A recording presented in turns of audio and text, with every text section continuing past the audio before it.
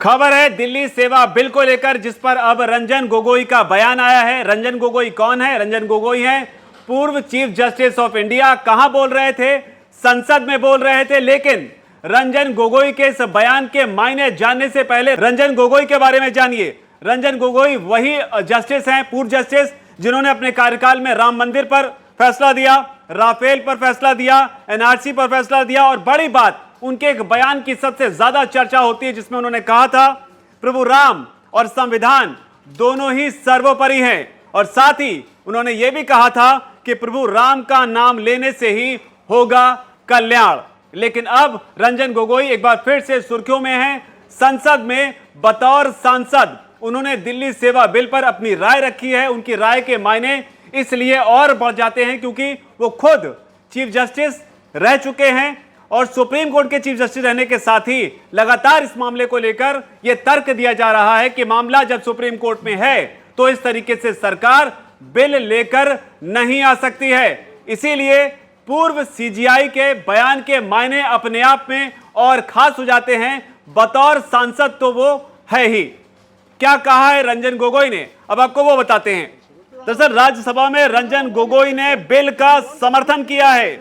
उन्होंने कहा है कि मेरे लिए बिल सही है, किसी के लिए गलत हो सकता है। सदस्य पार्टी के हिसाब से अपना मत रखते हैं। इसके आगे उन्होंने तर्क देते हुए कहा कि यह मामला कोर्ट में लंबित है और इस पर सदन में बिल नहीं आ सकता। यह कहना गलत है। साथ ही उन्होंने यह भी कहा कि सुप्रीम कोर्ट के समक्ष जो लंबित है वो अध्यादेश की वैधता है और 2 प्रश्न संविधान पीठ को भेजे गए हैं और इसका सदन में बहस से कोई लेना देना नहीं है। गोगोई ने आगे कहा कि विधेयक पूरी तरह से वैध है। रंजन गोगोई यही नहीं रुके। रंजन गोगोई ने उन लोगों को भी जवाब दिया जो लगातार सुप्रीम कोर्ट की आड़ लेकर सरकार पर निशाना साध रहे थे। इस दौरान रंजन गोगोई ने आगे कहा, केंद्र का अध्यादेश आज जिस स्थिति में है उसे सुप्रीम कोर्ट के फैसले के खिलाफ अतिक्रमण नहीं कहा जा सकता है। संसद के पास दिल्ली जैसे केंद्र शासित प्रदेशों के लिए कानून बनाने का अधिकार है। रंजन गोगोई ने हूबहू क्या कुछ कहा है, अब आप उनके शब्दों में सुनिए। उसके आगे आपको बताएंगे कि आखिर बिल का ये पूरा मामला है क्या। Responsible to the House. You have a modified form. If you want a full-fledged federalism, which today is a basic feature, though I have my own perceptions there, you can go for an amendment, for a constitutional amendment, and make Delhi a full-fledged state. Now, the most important thing,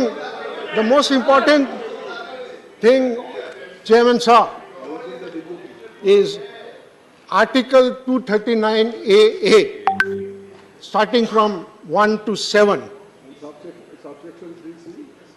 is not under challenge before the Supreme Court. Challenge it. That is not under challenge. Therefore, in my respectful submission, my contention, the bill is perfectly legitimately valid. But I fully support Mr. Bikash Bhattacharya, who has been a very close associate of mine. What is permissible need not necessarily be right. In the House today, parliamentary democracy compels members to vote according to party dictates. Fine, I cannot quarrel with that. It's a small section of people to whom you appeal to their conscience. To me, the bill is correct, right. My conscience tells me to do something, I'll do it. But if somebody disagrees, his conscience must be left free. Thank you. I am honored. I am privileged.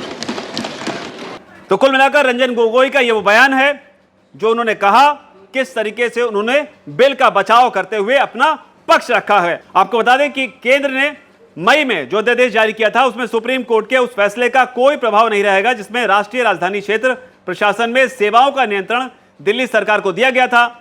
Lok Sabha से यह bill पहले ही पारित हो चुका है और अब राज्यसभा में इस पर बहस हो रही है।